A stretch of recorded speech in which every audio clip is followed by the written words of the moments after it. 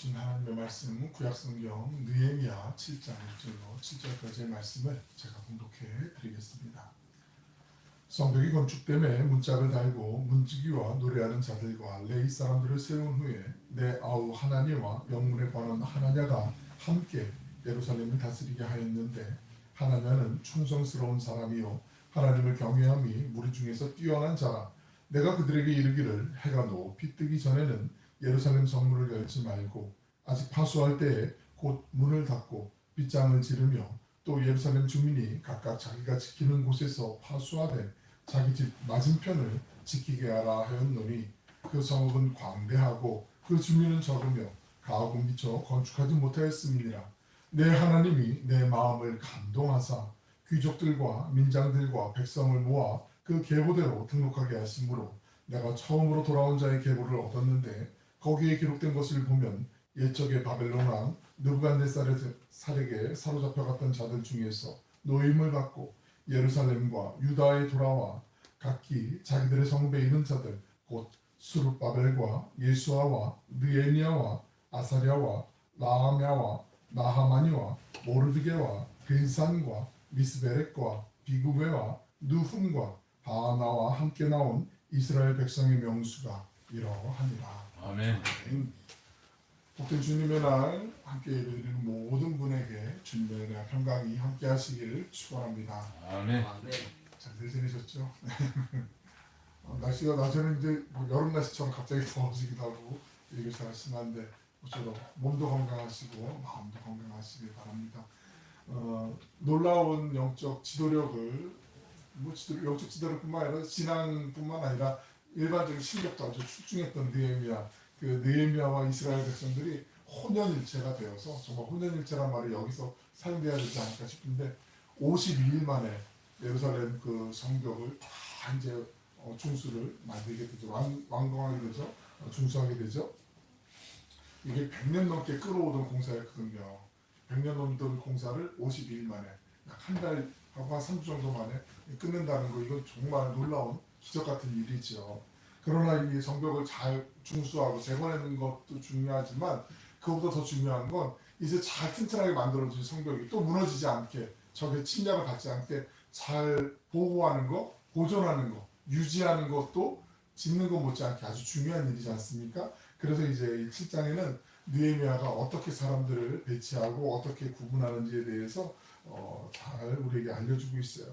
느헤미야의 탁월한 지도력을 다시 한번 보게 되는데, 물론 하나님이 주시는 지도력이지만 우리가 한 단체나 기관의 그 흥망성쇠를 유지하는 좋은 관건이 좋은 인재, 훌륭한 인재를 어디에 적재적소에 잘 배치하는가, 이게 중요하다고 얘기하잖아요. 그래서 인사가 만사다 이런 얘기 들어보셨잖아요. 인사가 만사. 처음 들어보시는 분 계시면 뭐 어쩔 수 없지만, 사람을 통해서 일을 하시는 그 하나님께서 느헤미야를 통해서 이제 새로운 지도력들을 이제 발휘할 수 있도록 그 길을 물꼬를 트게 되죠.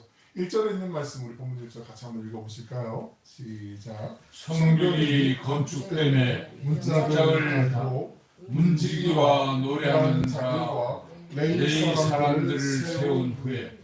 문지기와 노래하는 자들과 레위 사람을 세운 후에라고, 이 사람들 먼저 세웠다고 말씀하는데, 이걸 우리가 좀 한번 유심히 보실 필요가 있어요. 문지기는 말 그대로 문을 지키는 파수꾼 역할하는 성읍의 강문을 지켜내는 사람들이죠. 이 사람들이 출입하는 사람들이 어떤 혹시 불순한 사람이 다니지는 않는가 잘 봐야 되잖아요. 지금은 뭐 그렇지 않, 거의 뭐 전방 통일전망대 쪽이나 가야 좀 볼 수 있는 것 같은데, 불과 한 20년, 25년, 한 30년 한 시대 전만 해도 그 시에서 시 경기에 넘어갈 때 검문소라는 거 있었잖아요. 기억나세요? 시외버스 타든 뭐 시내버스 타든 버스 타다 보면은 잠시 검문 있겠습니다 하고 경기하고 왔고, 한 바퀴 쭉 훑어보고 괜히 좀 약간 시비 걸로 들어오나 막 이런 시에 뭐 그런 경우들도 종종 있었거든요. 그래서 혹시라도 탈연병이 있지 않나, 간첩이 있지 않나 막 이런 것들이 있었던 것처럼, 그 문의 문지기들은 주로 한 역할이 그거였어요. 혹시 수상한 사람이 우리를 침략하는 적군이 들어오지 않는가, 이걸 잘 보고 잘 차단하는 거, 이게 아무리 중요함을 강조해도 지나치지 않잖아요. 중국의 만리장성 있잖아요. 있다고 하더라고요. 저도 아직 못 가봐서 모르겠는데, 사진으로만 봤는데. 만리장성 가보셨나요? 만리장성이 역사적으로 4번이 뚫렸대요. 침략을 받은 적이 있었대요. 4번 역사적으로. 뭐 우리 성이 아니니까 별로 그렇게 관심은 없을 수도 있지만 그 만리장성이 그 4번 그 침략을 받고 그 뚫리게 된 이유 중에 하나가 그 모든 이유 중에 절대적인 게 다른 것도 아니고 적군들이 뭐 담 넘어 뛰어오고 이런 게 아니라 그 문을 지키고 있는 그 병들, 초병들, 이 문지기들을 매수해가지고 뇌물을 좀 매수해서 그래서 그쪽으로 문지기들 매수해가지고 그냥 침략해서 4번이 뚫렸다고 하더라고요. 그러니까 성문을 잘 지키는 거, 단단히 지키는 거 이게 얼마나 중요한지 우리가 잘 알고 있어요. 문지기를 세운 다음에 그 다음에 노래하는 사람들과 레위 사람들을 세웠다고 얘기하잖아요. 레위 사람들 같은 맥락인데 하나님의 성전에서 제사를 드리는 제사장들을 도와서 하나님의 일을 감당하는 지파가 레위 지파잖아요. 우리가 잘 알고 있는 것처럼 성전의 일을 감당하는 사람들이란 말이죠.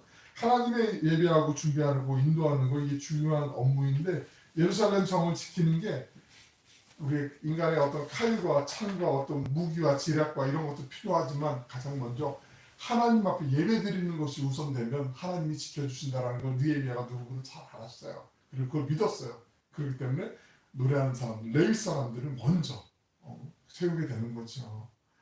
적군들이 이제 이스라엘 백성들을 침략하려고 할 때 우리는 다윗이 그렇게 외치고 고백했던 것처럼 만군의 여호와 하나님, 그 하나님을 믿는 믿음으로 언제나 임하려고 하는 그 느헤미야의 마음이 있었다는 거죠. 이스라엘 사람들이 이제 포로 생활에서 돌아와서 적들의 무서운 그 회방, 방해에도 불구하고 예루살렘 성벽을 지은 거 이게 어찌 보면 하나님을 온전히 잘 예배드리고 섬기기 위한 그런 또 하나의 방법이라는 거죠. 예배에 대해서는 여러 가지 정의가 있지만 그 중에 하나를 꼽으라면 하나님과의 관계가 회복되는 거예요.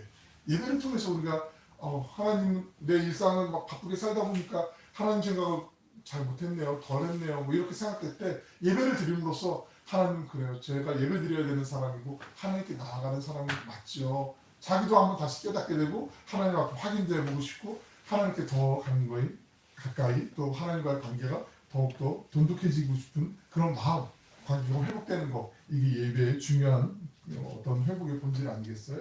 본문 2절에 있는 말씀을 같이 한번 읽어보실까요? 시작.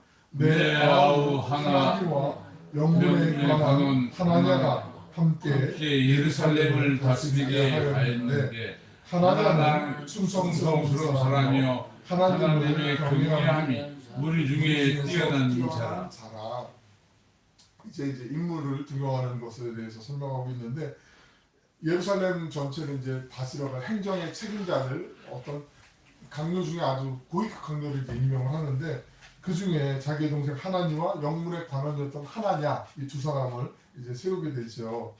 사람을 보는 데 있어서 안목도 뛰어났을 거고 사람을 세우는 기준도 아마 남들보다 철저했을 거예요. 우리가 지금까지 살펴본 느헤미야의 면모를 살펴보면 느헤미야가 그 사기 사욕에 쉽게 흔들리거나 유혹당하는 사람이 아니었거든요. 철저하게 자기 거를 양보하거나 자기 거를 다 헌신을 하더라도 다른 길을 가려고 했던 몸부림쳤던 그런 사람이었는데 혹자들은 자기 동생을 이렇게 고위 강요에 세우는 건 이거 낙하산 아니야? 자기 친인척이라고 이렇게 인재에 등용하는 거 아니야? 의심할 수도 있지만 오히려 그 반대라고 보시면 돼요.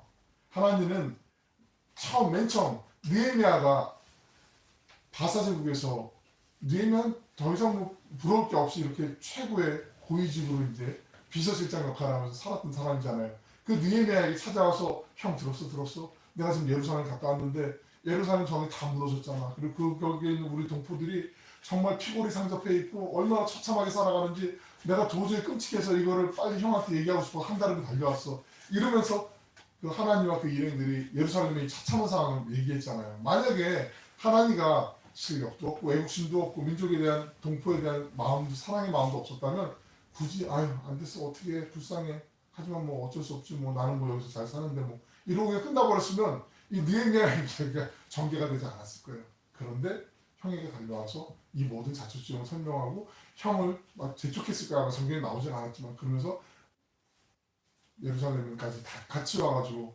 헌신했던 사람이 하나님이었어요. 그러니까 오히려 자기에 가까운 형제였지만 더 뛰어난 인물이었지만 오히려 그 뛰어남을 설명을 안 해요. 그러니까 오해할 수도 있지만 오히려 그 반대라고 얘기하는 게 좋을 수 있어요.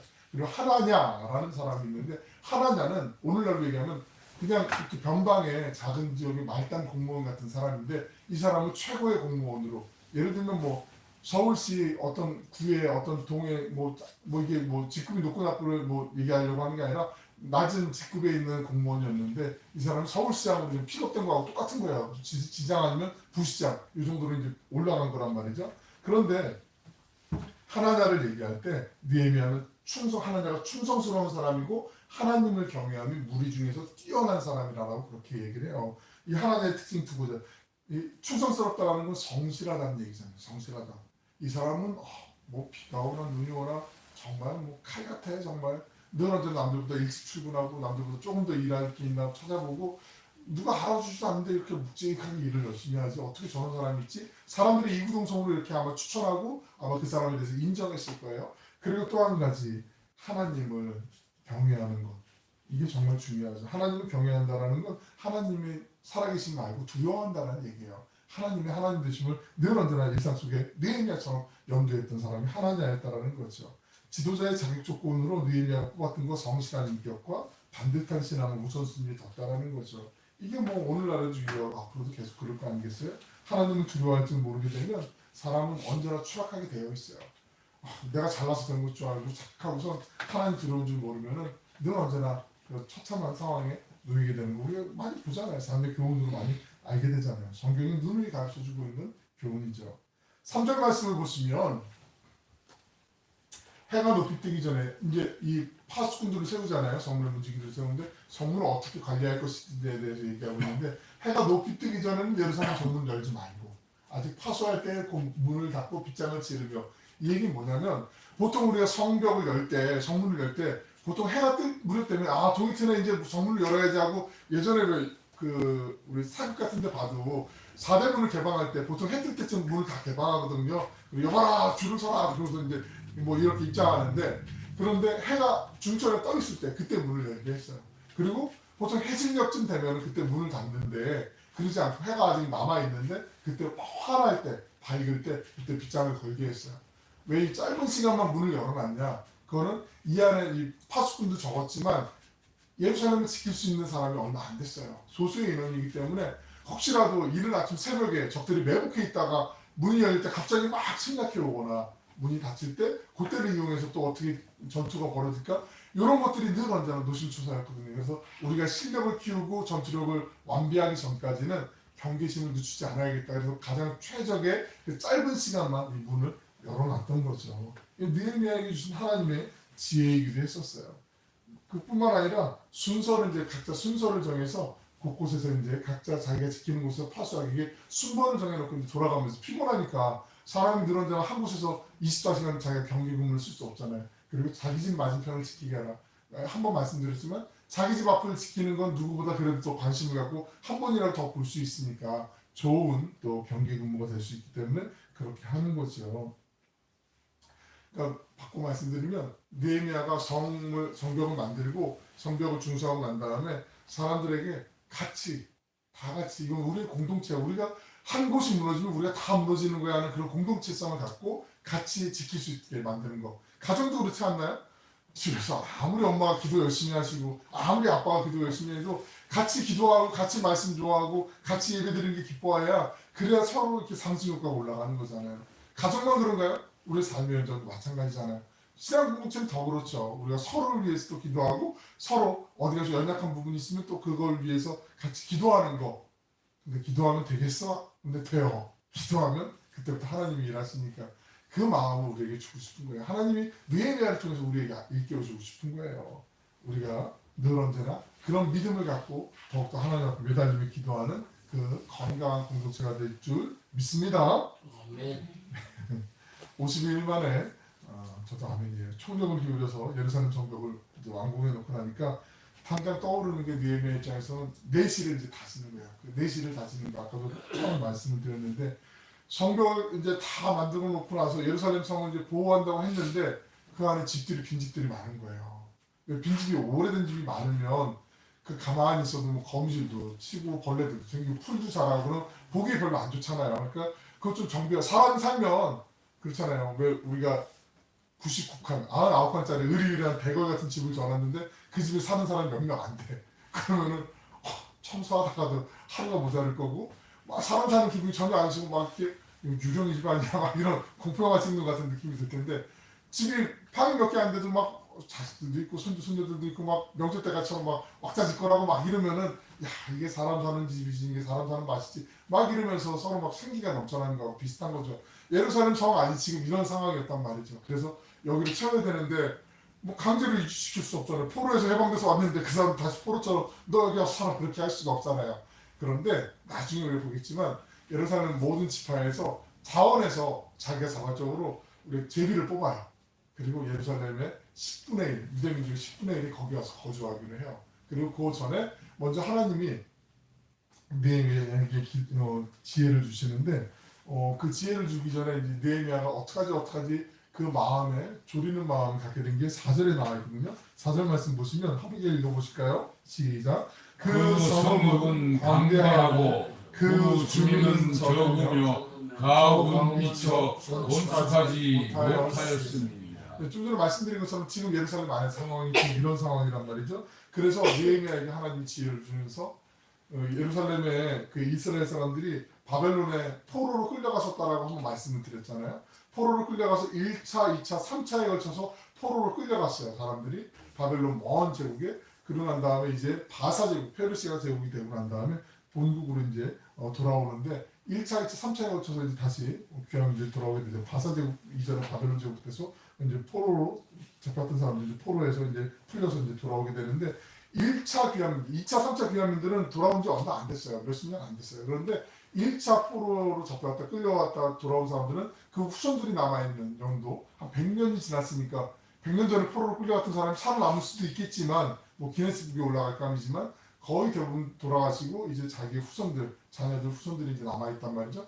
그 사람들이 어디에 흩어져 있는지 그 사람들 좀 상세하게 인구조사를 하기를 하나님이 그 마음을 감동시켜 주셨다라는 거죠. 그래서 우리 다 읽진 않았지만 오늘 본문 5절부터 73절까지가 인구조사 결과에 대한 보고서예요. 성경 말씀을 보시면은 5절 상반절을 보시면 느헤미야는 내 하나님이 내 마음을 감동하사 이렇게 말씀하고 있는데 감동하사 이 감동이라는 단어가 히브리어로요 나탄이라는 단어거든요. 나탄 감동시키다 나탄이라는 동사인데 이게 어떤 상태냐면 하나님이 내 의지와 상관없이 하나님의 전 인격적인 그 지혜와 하나님의 그 능력 가운데 나의 그 모든 것을 그냥 쏟아 부어 주시는 거예요. 나를 압도하는 거예요. 이 나탄이라는 단어가. 그러니까 어떻게 해야 되지 막 이러고 있는 또 앞에 있는데 하나님이 이거 해야 돼 하고 하나님이 그 인구조사해야 돼 하고서 느헤미야의 감동을 그 마음을 주신 거예요. 그래서 우리가 기도할 때 그런 거예요. 내가 기도하면 내 한계가 아니라 하나님이 주시는 하나님의 그 관점에서 이렇게 하면 되는구나. 어디서 이 방법이 있었는데 이걸 내가 어떻게 왜 몰랐지 그러면서 나중에 깨닫게 되는 그 지혜를 하나님이 감동을 주신다라는 거죠. 바라기는 우리 모두에게도 하나님이 기도할 때마다 이런 은혜를 주시길 주님의 이름으로 축원합니다. 진짜로 그래요. 진짜로. 이건 나이가 상관이 없어요. 자녀들도 그렇고 우리 후손들도 그렇고 하나님께 기도할 때 느헤미야에게 주셨던 이런 감동, 하나님이 주셨던 감동. 나는 조금밖에 못 보는데 한 10가지밖에 못 보는데 하나님이 감동을 주시니까 100이 아니라 1000이 아니라 만을 볼 수 있는 그 감동, 그 하늘의 지혜. 그러면 뭐 더 이상 뭐 부러울 게 없고 주눅들 것도 없죠. 그냥 당당하죠. 하나님이 하시니까 나는 믿고 따르고 순종하면 되니까 그 속에서 어깨 피시고 담대하게 나아가는 거 아니겠어요? 그 느헤미야가 인구조사했던 거 우리가 좀 눈여겨볼 필요가 있어요. 이게 흩어져 있는 백성들을 잘 조사하는데 어떻게 이렇게 촘촘히 잘 조사했을까? 마치 오늘날 왜 인구조사, 인구 센서스라고 5년에 한 번씩 우리 하잖아요. 인구조사할 때 세대별로, 연령대별로, 또 성비로, 또 뭐 어떤 일을 하는지에 대해서 다양하게 이제 조사를 하는데 이미 느헤미야 시대 때 이거보다 더 탁월하게 조사를 착착착 하거든요. 이거 정말 대단한 혀를 내둘릴 만한 오늘날 인구조사하는 사람들도 그런 상황이었는데 기도하는 사람에게 하나님이 이렇게 주시는 그 지혜 우리 잘 아시는 말씀인데 야고보서 1장 5절에 있는 말씀 우리 같이 한번 읽어보겠습니다. 시작. 너희 중에 누구든지 지혜가 부족하거든 모든 사람에게 후히 주시고 꾸짖지 아니하시는 하나님께 구하라 그리하면 주시리라.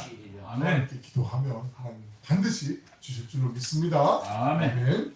본문 7절부터 이제 인구조사 결과로 파악된 귀환민들의 이름이 열거가 돼요. 이름이 나오면 말씀드렸지만 내 이름도 아닌데 우리 집안도 아닌데 이러면서 우리 관심 없을 수 있는데 하나님이 이 성경에 이름을 담아놓은 건 그만큼 의미가 있기 때문에 소중하기 때문에 이름을 다 집어넣은 거예요. 7절부터 보시면 스룹바벨을 비롯한 12명의 지도자들 이름을 볼 수 있는데 이게 아마 이때 당시 이스라엘의 12지파를 대표하는 상징적인 그 인물들의 이름이라고 생각할 수가 있어요. 그 다음에 일반 백성들의 이름들 대표적인 명단과 수요가 나오는데 그 분류하는 것과 열거하는 그 기준이 명확했어요. 한번 성경에 이렇게 표시를 해주시고 말씀드린 대로 표시를 해주시고 한번 살펴보셔도 좋을 것 같아요. 8절부터 25절까지 한번 끊을 수가 있거든요. 8절부터 25절까지 사람들의 가문에 따라서 소개되어 있는데 가문이 소개되는 가문 총 17개 가문이거든요. 19,722명이 여기 소개되고 있어요. 그리고 26절부터 38절까지를 또 한 달락으로 묶을 수가 있거든요. 26절부터 38절 여기는 백성들의 명단이 자신들이 원래 살고 있던 그 땅, 그 지역, 마을과 성읍으로 우리 위치로 얘기하면 본적지로 요즘 등록기준지란 말을 쓰잖아요. 그 본적지별로 이렇게 구분해서 정리한 게 26절부터 38절까지예요. 21개 마을의 성읍에서 8,684명이 돌아왔어요. 이렇게 다른 범주로 여러 가지를 이제 이렇게도 조사하고 저렇게도 조사해요. 그래서 공통되는 그 교집합 있잖아요. 공통분모 그 사람들을 추려서 한 명도 빠지는 사람이 없도록 1차 포로 때 잡혀갔던 사람들이 100여 년 전에 잡혀갔던 사람들 그 후손들이 한 명이라도 그 사람 명단이 빠지는 사람이 없도록 다 꼼꼼하게 촘촘하게 지금 체크를 했다라는 거죠. 그리고 39절부터 42절까지는 1차 귀환자들 중에서 제사장 명단들 그 가문을 중심으로 해서 소개되고 있는데 4개의 가문으로 소개되고 있고요. 4,289명의 귀환자 전체의 10분의 1 정도 되는 사람들이 거기에 있다라고 알려주고 있어요. 그리고 43절부터 45절까지는 레위 사람들의 명단이 그들의 가문을 중심으로 또 소개되고 있어요. 8개 가문에서 360명의 레위 사람들이 돌아왔다라고 말씀해요. 그런데 레위 사람들은 제사장들을 위해서 도와서 어찌 보면 약간 드러나지 않는 허드렛일 같은 것도 도와주는 사람들이거든요. 재물을 죽였을 때 그 재물을 손질한다거나 뭐 씻는다거나 이런 일부터 성가대에서 찬양하는 역할을 레위 사람들이 했었고 많은 일들을 도와서 그래서 어떻게 보면 제사장 수가 좀 적고 레위 사람들이 훨씬 많아야 제사를 드리고 하나님의 일을 하는데 수월할 수가 있는데 이때 당시에 제사장들은 많은데 레위 사람들은 적었어요. 레위인의 일이 막히기 때문에 무거웠기 때문에 일이 많았기 때문에 나 저기 레위사 저 다시 돌아가서 있는 것보다 여기서 그냥 포로로 있는 게 더 낫는 것 같아. 그럼 여기 눌러 앉지 뭐 이제 살 만큼 살았는데 뭐 이러면서 돌아오지 않은 사람이 더 많았다는 얘기. 어찌 보면 반대로 생각해 보면 그런데 이 360명 정도가 다시 돌아왔다는 거. 하나님의 일을 소중하게 여긴 그 사람들을 하나님이 잊지 않고 그 사람들도 기록해 놓았다라는 거죠. 그리고 46절부터 60절까지를 또 다음 한 단락으로 끊을 수 있는데 여기는 성전에 소속된 종들 그리고 느드님 사람들이라고 하는 그 사람들 그리고 왕국에 소속된 종들인 솔로몬의 신하들의 자손들 솔로몬 신하의 자손들 그러니까 이 사람들은 어찌 보면은 사람들로부터 천대받고 외면받았던 그러니까 포로로 잡혀갔다가 종들이 되었던 그 사람들의 후손들 그리고 볼품없었던 사람들 그리고 솔로몬 왕의 신하들의 자손들 이 사람은 뭐냐면 가나안에 원래 살고 있었던 원주민들의 자손들이거든요. 그러니까 솔로몬이 너희들 이제 여기서 내 수반을 들어 종으로 해 이렇게 해서 살았던 그런 사람들이 바로 이 후손들인데 이 사람들 명단도 정확하게 기록을 하고 있어요. 보통 사람이 역지사지를 생각해보면 내가 종이었는데 포로로 다 같이 잡혀갔어요.